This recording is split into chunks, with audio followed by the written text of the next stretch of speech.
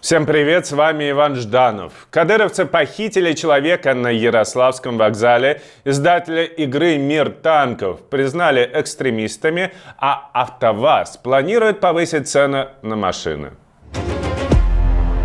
Совершенно охреневшие кадыровцы. Прямо в центре Москвы, на Ярославском вокзале, они просто похищают человека, засовывают в багажник, как капусту, и увозят.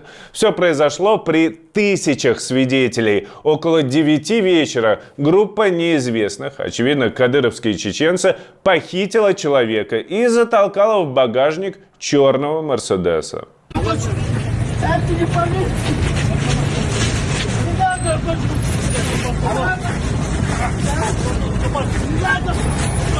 Мама, спасите, ребят!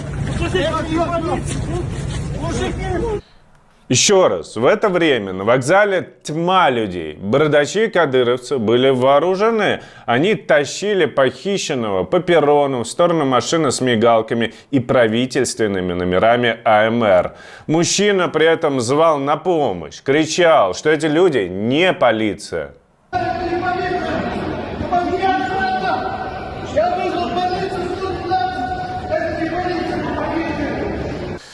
Через несколько минут Мерседес с похищенным человеком уехал с вокзала. Вскоре стало известно, это был блогер, предприниматель Арек Щепихин. Похитили его из-за того, что он записывал видео оскорбления в адрес чеченцев и мусульман. Сам Щепихин давно жаловался на угрозы и преследования в его адрес. Раз повторяю, твою чеченскую маму, ваши чеченские семьи уговорили вас, чеченцев вас, уговорили ваших детей, матерей. Да какие бы видео он ни записывал, есть закон, который нужно соблюдать, и никакой закон не предписывает засовывать человека в багажник и вот так вот прям похищать.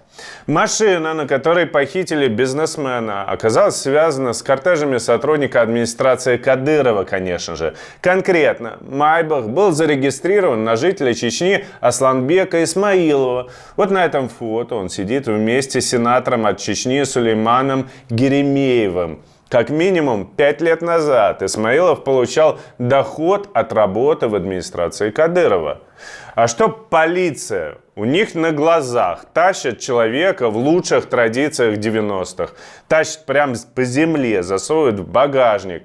Абсолютно ничего не стесняясь. А полицейские не могли никак не видеть, что происходит. Ведь они круглосуточно дежурят на вокзале. Это площадь 3 вокзалов, там всегда полно полиция. Догнали Мерседес только через 2 часа на Киевском шоссе, и к тому моменту похищенного бизнесмена в багажнике уже, конечно же, не было. Похитители представились полицейским сотрудниками Росгвардии, предъявили документы и заявили, что все произошедшее – это всего лишь оперативное мероприятие. Утром на эту тему появился комментарий министра по информполитике, есть такой, оказывается, Чечни Ахмеда Дудаева. Он написал, что Щепихину приписывают целый букет статей от реабилитации нацизма до изнасилования, и сейчас с ним проводят следственные действия. Ну а 6 похитителей сначала доставили в отделение, но позже, судя по видео, их всех отпустили. Бизнесмен пропал, а его местонахождение и состояние ничего вообще не известно. Другая новость. Московский суд признал компанию Леста Игры, которая выпускает «Мир танков» и «Мир кораблей», экстремистской. Теперь ее должны внести в список, а связанную с ней собственность передать государству. Ранее Леста была российским подразделением Wargaming, но в 2022 году, после начала войны, компания вышла с рынка, а игры остались у Леста. Под новыми названиями, конечно же. Причиной решения стали подозрения в том, что через офшорную компанию из Гонконга переводились деньги для ВСУ. И теперь вопрос, а запретят ли сами игры? Глава АвтоВАЗа Максим Соколов заявил, что их машина стоит слишком дешево, и поэтому цены придется поднять. из-за роста себестоимости, инфляции.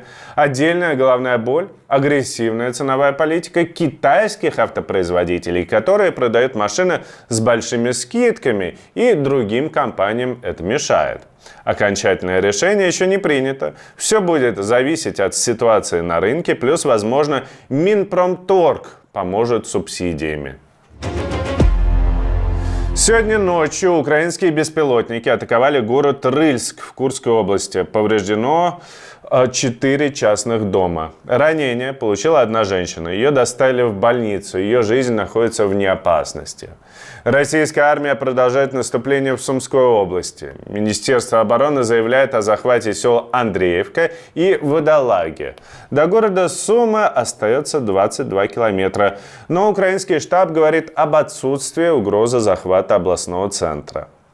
Также российские военные усилили наступление на Константиновском направлении в Донецкой области. Атаки идут с нескольких флангов. До самого города еще довольно далеко. Спецпосланник Трампа по Украине Кит Келлог прокомментировал недавнюю атаку украинских спецслужб на военные аэродромы. Он сказал, что операция была смелой и показала, что Украина не собирается сдаваться. Но, по его мнению, такие действия могут довести ситуацию до опасного, неприемлемого уровня.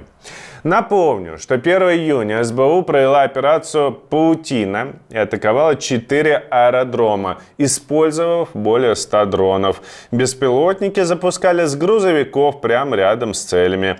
Украинская сторона утверждает, что были уничтожены 41 самолет, правда, потом признали, что было уничтожено 12. Трамп подписал указ о повышении пошлин на импорт стали и алюминия в США с 25% до 50%. Новые правила вступили в силу с полуночи 4 июня по времени Вашингтона. Исключение сделали только для Великобритании. В мае страны заключили торговое соглашение, и для нее пошлины остались на прежнем уровне.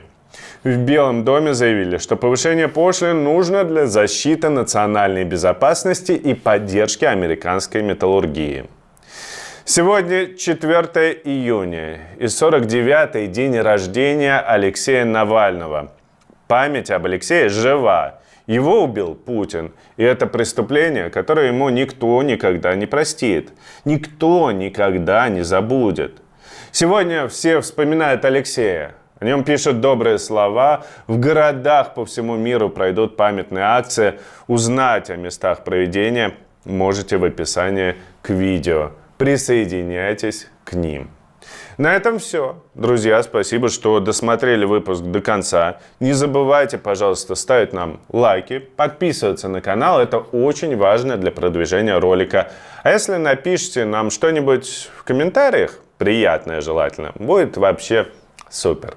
Отдельно хочется поблагодарить наших патронов на Патреоне. Эти замечательные ребята нам очень помогают. Вы можете к ним присоединиться по ссылке в описании, и тогда мы будем показывать ваше имя или ник, или фразу, что угодно в конце каждого ролика. Разумеется, если вы дадите на это согласие. Увидимся завтра. Всем пока.